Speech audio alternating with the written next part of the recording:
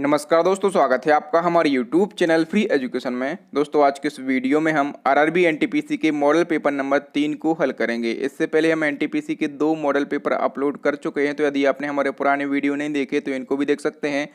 और दोस्तों मैं आपको बता दूं कि ये जो मैं मॉडल पेपर बना रहा हूं ये आरआरबी के सिलेबस के अकॉर्डिंग डिज़ाइन किए जा रहे हैं। इसमें हमने जनरल नॉलेज, जनरल साइंस और current affairs related most important 25 question को सिलेक्ट किया है। और दोस्तों ये जो 25 क्वेश्चन है ना, ये काफ़ी अच्छे लेवल के क्वेश्चन है, इंपॉर्टेंट क्वेश्चन है। ये क्वेश्चन प्रीवियस कई एग्जाम में पूछे गए हैं और इन क्वेश्चन को हम बिल्कुल डिटेल में विथ एक्स्ट्रा फैक्ट के साथ में हल करेंगे ताकि आपको याद करने की या फिर रटने की ज़रूरत ना पड़े।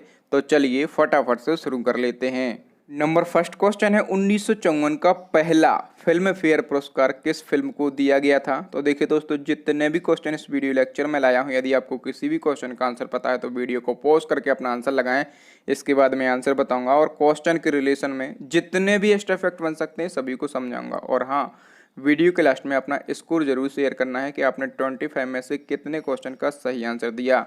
तो इस प्रकार से आप अपने जीके का आकलन भी कर सकते हैं और मुझे भी पता चलेगा कि मेरे साथ जो फैमिली जुड़ी हुई है, जो स्टूडेंट जुड़े हुए हैं, वो कितना स्कोर कर रहे हैं। ठीक है, तो देखिए दोस्तों, मैं आपको बता दूं कि जो फिल्म फेयर पुरस्कार है, ठीक है, इसकी शुरुआत कब से हुई थी? तो इसकी शुरुआत हुई थी 1954 से। जो मैं फैक्ट बताऊंगा वो सारे फैक्ट अपने आप में एक क्वेश्चन डेवलप करेंगे। तो यदि आप चाहें तो इन फैक्टों को लिख भी सकते हैं। ठीक है, तो जो फिल्म फेयर पुरस्कार है इसकी शुरुआत की गई थी 1954 से।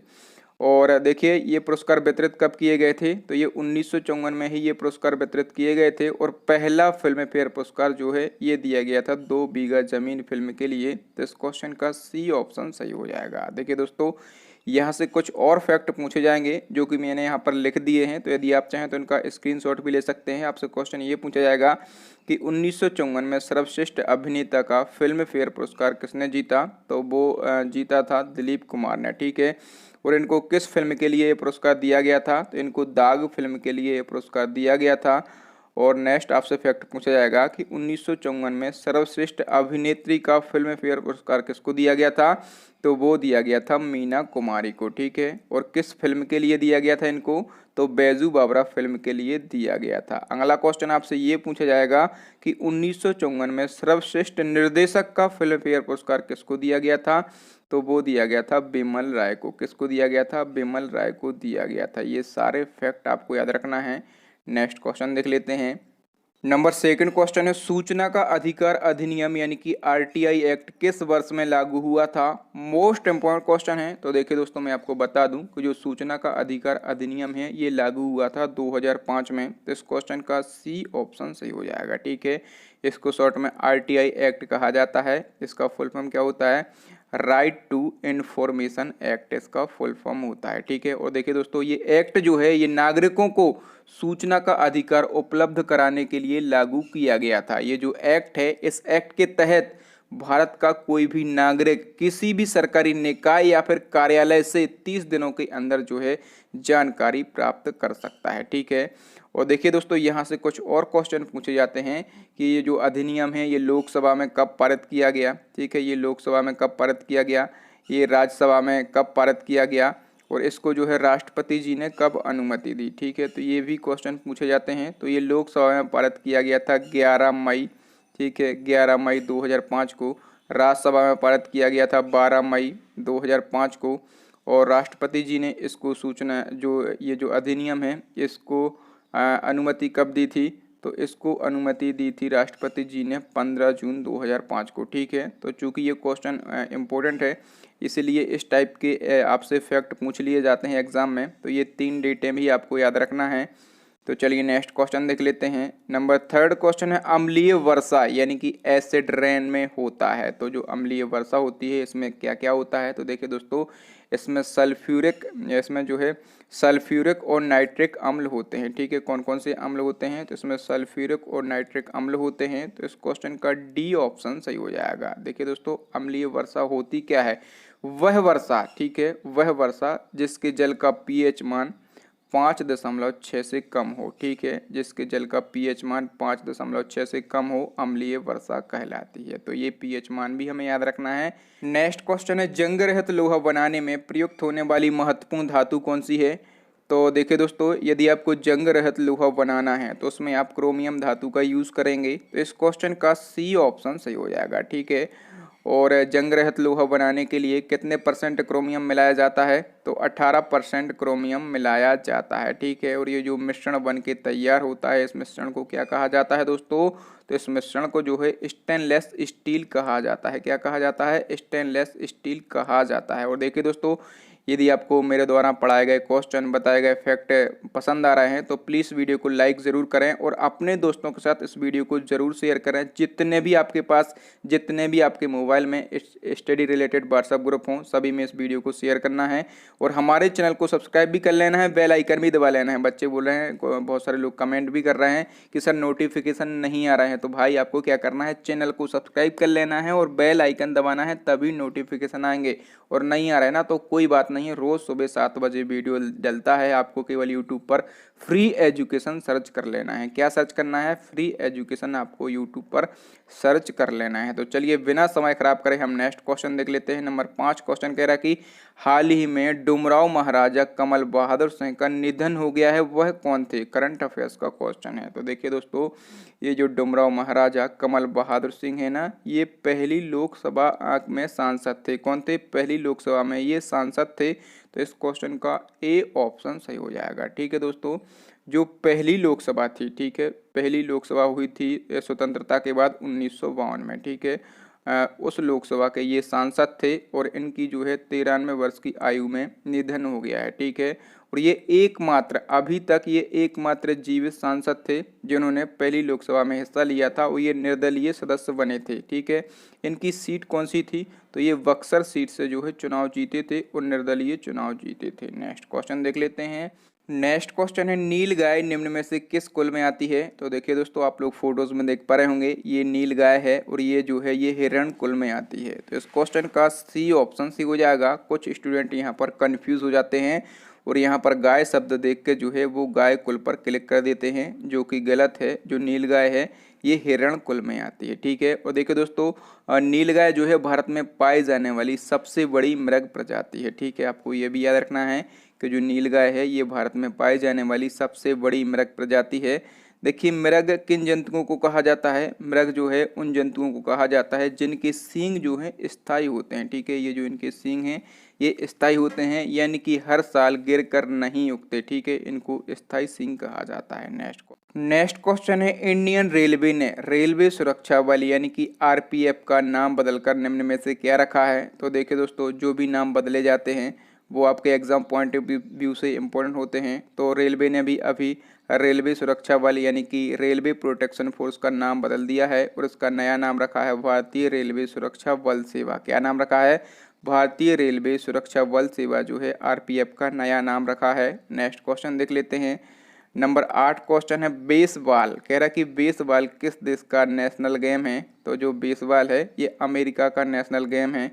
तो इस क्वेश्चन का सी ऑप्शन सही हो जाएगा, ठीक है दोस्तों। और बेसबॉल में ये भी पूछा जाता है कि इसमें खिलाड़ियों की संख्या कितनी होती है? तो बेसबॉल में जो है 9 खिलाड़ी होते हैं। नेक्स्ट क्वेश्चन है, भारत में आईटी एक्ट किस वर्ष लागू किया गया था? तो ये क्वेश्चन भी मोस्ट इम्पॉर्टेंट क्वेश्चन है। तो देखिए दोस्तों, जो आईटी एक्ट है इसका फुल फॉर्म क्या होता है? इंफॉर्मेशन टेक्नोलॉजी एक्ट इसका फुल फॉर्म होता है। हिंदी में इसको क्या बोलते हैं? तो हिंदी में इसको बोलते हैं सूचना प्रौद्योगिकी अधिनियम, ठीक है। सूचना प्रौद्योगिकी अधिनियम जो है इसको हिंदी में बोलते हैं। और ये कब से लागू हुआ था? तो ये 17 अक्टूबर, ठीक है, ये 17 अक्टूबर सन 2000 से लागू किया गया था। तो इस क्वेश्चन का बी ऑप्शन सही हो जाएगा। नेक्स्ट क्वेश्चन है, श्रीरंगपट्टनम की संधि पर टीपू सुल्तान और किसके हस्ताक्षर किए गए थे? तो देखिए दोस्तों, मैं आपको बता दूं कि जो श्रीरंगपट्टनम की संधि है ये किस किस के बीच में हुई थी? तो ये टीपू सुल्तान के बीच में हुई थी और लॉर्ड कॉर्नवालिस के बीच में हुई थी। तो इस क्वेश्चन का सी ऑप्शन सही हो जाएगा, ठीक है। आपसे ये भी पूछा जाएगा कि जो श्रीरंगपट्टनम की संधि है ये कब हुई थी? तो आपको विथ डेट की याद रखना है। ये जो संधि है ये हुई थी 18 मार्च 1792 को, ठीक है। आपको डेट और सन दोनों याद रखना है। और इस संधि से क्या हुआ था? तो इस संधि से जो है तृतीय एंग्लो युद्ध जो है वो खत्म हो गया था। नेक्स्ट क्वेश्चन देख लेते हैं। नंबर 11 क्वेश्चन है, दांडीव्यो खेल किस खेल से संबंधित है? तो ये क्वेश्चन थोड़ा सा कठिन हो सकता है और बहुत सारे बच्चे कमेंट करके भी बोल रहे थे कि सर क्वेश्चन का लेवल बढ़ाइए। तो देखिए दोस्तों, जो दांडीवीय खेल है ये नेपाल से संबंधित है, तो इस क्वेश्चन का ए ऑप्शन सही हो जाएगा। देखिए मैं आपको बता दूं, जो नेपाल है यहाँ का राष्ट्रीय खेल क्या है, तो नेपाल का राष्ट्रीय खेल जो है ये है वॉलीबॉल। ठीक है, वॉलीबॉल जो है ये नेपाल का राष्ट्रीय खेल है। ठीक है, और इसको नेपाल का राष्ट्रीय खेल कब घोषित किया गया था, तो 2017 में किया गया था। ठीक है, और 2017 के पहले की यदि हम बात करें कि 2017 से पहले नेपाल का राष्ट्रीय खेल क्या था, तो दांडीवीय था। ठीक है, इसलिए क्वेश्चन पूछा जाता है। और जो दांडीवीय खेल है आप लोग यहाँ पर देख पा रहे होंगे, जैसे हमारे इंडिया में गिल्ली डंडा खेलते हैं, इसी प्रकार से नेपाल में ये खेल खेला जाता है, इसको दांडीवीय कहा जाता है। ठीक है, और देखिए दोस्तों, हमने यहाँ पर बात करी है वॉलीबॉल की, तो वॉलीबॉल जो है ये नेपाल का राष्ट्रीय खेल है। इसके साथ में ये किस देश का राष्ट्रीय खेल है, तो ये श्रीलंका का भी राष्ट्रीय खेल है। ठीक है, नेपाल का राष्ट्रीय खेल है और श्रीलंका का राष्ट्रीय खेल है। नेक्स्ट क्वेश्चन देख लेते हैं। नंबर 12 क्वेश्चन कह रहा है कि राफेल विमान भारत ने किस देश से खरीदे हैं, तो सभी लोग जानते होंगे ट्रेंडिंग टॉपिक रहा है हमारा राफेल विमान, और इसका हमने एक सेपरेट वीडियो बनाया था। तो देखिए, जो राफेल विमान हैं ये अपने देश भारत ने फ्रांस से खरीदे हैं। कहाँ से, फ्रांस से खरीदे हैं। अब बात होती है यहाँ पर फ्रांस की, तो फ्रांस की राजधानी सभी लोग जानते हैं क्या है, पेरिस है। ठीक है, और फ्रांस की यदि हम करेंसी की बात करें तो फ्रांस की करेंसी क्या है, यूरो जो है ये फ्रांस की करेंसी है।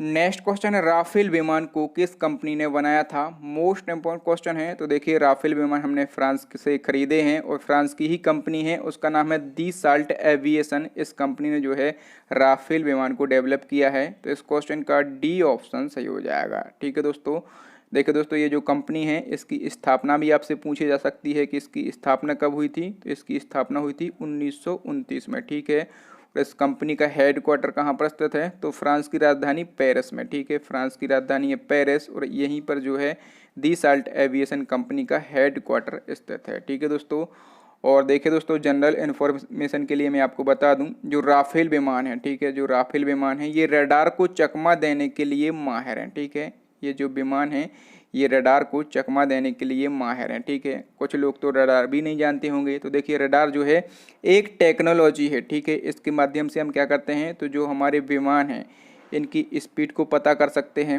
ठीक है, विमानों की स्पीड को पता कर सकते हैं, उनकी डायरेक्शन यानी कि दिशा को पता कर सकते हैं कि वो किस दिशा में जा रहे हैं, और उनकी हाइट का भी पता कर सकते हैं कि उनके जो विमान उड़ रहे हैं वो कितनी हाइट पे हैं। ठीक है, तो जो राफेल विमान है ये रडार टेक्नोलॉजी को चकमा दे सकता है, यानी कि जो हमारे दुश्मन हैं वो इस विमान को ट्रैक नहीं कर सकते कि स्पीड क्या है, डायरेक्शन क्या है, किस दिशा में जा रहा है और उसकी हाइट कितनी है। ठीक है, और देखिए दोस्तों, जो रडार है इसका फुल फॉर्म भी पूछा जाता है, तो इसका फुल फॉर्म क्या होता है, RA से बनता है रेडियो। ठीक है, DA से बनता है डिटेक्शन, और R से बनता है रेंजिंग, यानी कि रेडियो डिटेक्शन एंड रेंजिंग जो है ये रडार का फुल फॉर्म होता है। नेक्स्ट क्वेश्चन देख लेते हैं।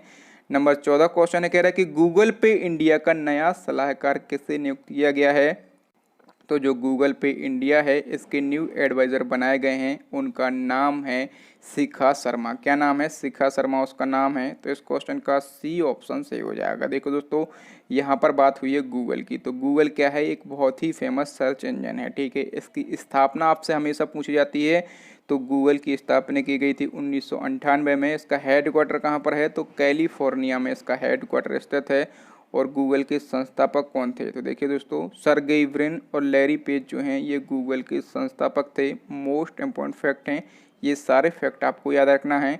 तो चलिए, इसी क्रम में एक और सलाहकार नियुक्त किए गए हैं गूगल के। तो हाल ही में गूगल ने अपना तकनीकी सलाहकार यानी कि टेक्निकल एडवाइज़र किससे नियुक्त किया है, तो गूगल के तकनीकी सलाहकार बनाए गए हैं, उनका नाम है अपर्णा दुबे। तो इस क्वेश्चन का ए ऑप्शन सही हो जाएगा। नेक्स्ट क्वेश्चन देख लेते हैं। नेक्स्ट क्वेश्चन है, निम्न में से किस कीड़े में ल्यूसीफेरिन पिगमेंट पाया जाता है। देखिए दोस्तों, ये जो ल्यूसीफेरिन पिगमेंट है इसके बारे में जानना बहुत ही ज़रूरी है। ठीक है, तो ये किस में पाया जाता है, सबसे पहले तो आप ये जान लें, तो ये पाया जाता है जुगनू में, यानी कि ये फायरफ्लाई में पाया जाता है। ठीक है, और देखिए दोस्तों, ये जो पिगमेंट है ये पीले यानी कि येलो रंग का होता है। ठीक है, और इसी पिगमेंट के कारण जो जुगनू टिमटिमाते हैं रात में, ठीक है, चमकते हैं, उनसे जो पीला रंग उत्सर्जित होता है वो किस पिगमेंट के कारण होता है, तो वो ल्यूसीफेरिन पिगमेंट के कारण होता है, ठीक है, और ये जुगनू में पाया जाता है। नेक्स्ट क्वेश्चन देख लेते हैं। नेक्स्ट क्वेश्चन है, कह रहा है कि एंटीपायरेटिक दवाइयों का उपयोग निम्न में से किसके लिए किया जाता है। तो इस प्रकार के क्वेश्चन भी रेलवे की परीक्षा में पूछ लिए जाते हैं। तो देखिए दोस्तों, जो एंटीपायरेटिक दवाइयाँ हैं इनका यूज़ करते हैं हम बुखार में। तो इस क्वेश्चन का ए ऑप्शन सही हो जाएगा। एंटीपायरेटिक दवाइयाँ क्या होती हैं, ये हमारी बॉडी में टेम्परेचर को कम करती हैं, ठीक है, हमारे शरीर में तापमान को कम करती हैं। और देखिए दोस्तों, जैसे पैरासीटामॉल है, ठीक है, जो पैरासीटामॉल होती है ये हम बुखार में यूज़ करते हैं, क्योंकि ये जो है पैरासीटामॉल ये एंटीपायरेटिक दवाइयों का ही एक टाइप है, ठीक है। और बुखार में जब हमारा टेम्परेचर हाई हो जाता है तो एंटीपायरेटिक दवाइयाँ दी जाती हैं टेम्परेचर को कम करने के लिए। देखिए दोस्तों, इसी प्रकार से एक और आपसे क्वेश्चन पूछा जाता है, एक और फैक्ट पूछा जाता है कि एनाल्जेसिक दवाइयाँ कब दी जाती हैं। तो शरीर में दर्द को कम करने के लिए एनाल्जेसिक दवाइयाँ दी जाती हैं, इनको हम पेन किलर बोलते हैं, ठीक है, इनको पेन किलर कहा जाता है। नेक्स्ट नंबर 18 क्वेश्चन है, सामान्य मनुष्य का रक्तचाप यानी कि ब्लड प्रेशर कितना होता है। तो देखिए दोस्तों, सभी लोग जानते भी होंगे कि सामान्य मनुष्य का रक्तचाप यानी कि ब्लड प्रेशर जो है 120/80 mmHg होता है। तो इस क्वेश्चन का बी ऑप्शन से हो जाएगा। लेकिन एग्जाम में पता है क्या पूछा जाता है, जब एग्जामिनर आपको फंसाएगा तब आपसे पूछेगा कि mmHg का फुल फॉर्म क्या होता है। और मैं गारंटी से बोलता हूँ कि 90% स्टूडेंट जो है इसका आंसर गलत करके आते हैं। mmHg का फुल फॉर्म जो होता है वो होता है मिलीमीटर ऑफ मरकरी। अब आप बोलेंगे सर डबल mm से बन गया, मिलीमीटर मरकरी कहाँ से आ गया। तो मेरे प्यारे दोस्तों, जो Hg जो है ये मरकरी का सिंबल होता है, ठीक है, जो Hg है ये किसका सिंबल होता है, तो ये पारा का सिंबल होता है, ठीक है। और पारे को हम क्या बोलते हैं, तो पारे को हम मरकरी भी बोलते हैं, ठीक है। तो इसका फुल फॉर्म क्या होता है, मिलीमीटर ऑफ मरकरी जो है इसका फुल फॉर्म होता है। आपसे क्वेश्चन ये भी पूछा जाता है कि जो Hg है ये रक्त में क्या दर्शाता है। तो Hg जो है ये रक्त में पारा या फिर मरकरी की मात्रा को दर्शाता है। तो ये जो दो फैक्ट मैंने बताए हैं इनको आप हमेशा याद रखना। नेक्स्ट क्वेश्चन देख लेते हैं। इसी क्रम में आपसे एक और क्वेश्चन पूछा जाता है, इस क्वेश्चन का आप स्क्रीनशॉट ले लेना लास्ट में। सबसे पहले मैं आपको समझा देता हूँ। देखिए, मानव में सिस्टोलिक और डायस्टोलिक दबाव के बीच में अंतर कितना होता है। तो सबसे पहले आपको समझना होगा कि मानव शरीर का सिस्टोलिक ब्लड प्रेशर कितना होता है। तो मानव शरीर का सिस्टोलिक ब्लड प्रेशर जो है ये होता है 120 mmHg। हम पढ़ते हैं हमेशा कि सामान्य ब्लड प्रेशर कितना होता है, 120/80 mmHg होता है। तो ये जो 120 होता है ये क्या होता है, सिस्टोलिक ब्लड प्रेशर होता है, ठीक है।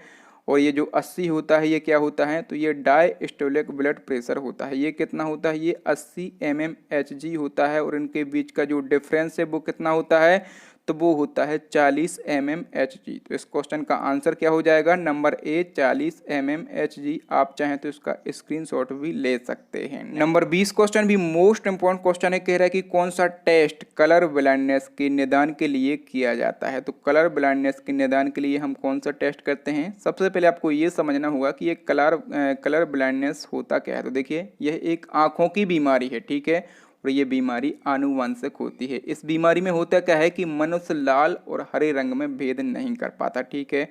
रेड और ग्रीन जो रंग हैं इनमें मनुष्य भेद नहीं कर पाता।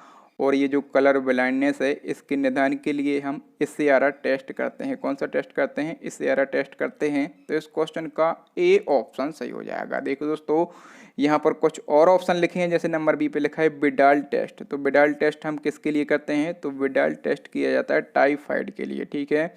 और नंबर सी पे लिखा है एलिसा टेस्ट। तो ये तो सभी लोग जानते भी होंगे, एड्स के लिए जो है हम एलिसा टेस्ट करते हैं। किसके लिए, एड्स के लिए एलिसा टेस्ट किया जाता है। और देखिए दोस्तों, आप देख रहे हैं फ्री एजुकेशन यूट्यूब चैनल, और हमारी एक विशेषता है हम क्वेश्चन तो कम करवाते हैं, क्वेश्चन हम कम करवाते हैं, लेकिन एक क्वेश्चन से कम 4 से 5 फैक्ट आपके लिए बताते हैं। कहने के लिए तो मैं यहाँ पर 25 क्वेश्चन लेके आया हूँ, ठीक है, 25 क्वेश्चन मैं आपके लिए लेके आया हूँ, लेकिन 100 से ज़्यादा मैं आपको इम्पोर्टेंट फैक्ट डिस्कस करता हूँ आपके साथ। और देखिए दोस्तों, हमारी यही तो एक विशेषता है कि हम क्वेश्चन का ऑपरेशन कर देते हैं, यानी कि एग्जामिनर आपको किसी भी प्रकार से फंसाना चाहे, क्वेश्चन को जो है एग्जाम में किसी भी प्रकार से घुमाकर पूछ ले, लेकिन आप एग्जाम में फंसेंगे नहीं, क्योंकि आप फ्री एजुकेशन के स्टूडेंट बन चुके हैं, फ्री एजुकेशन फैमिली में जुड़ चुके हैं। नेक्स्ट क्वेश्चन है, कौन सा अनुच्छेद कहता है कि बाह्य आक्रमण और आंतरिक अशांति से प्रत्येक राज्य की सुरक्षा करना संघ का कर्तव्य होगा।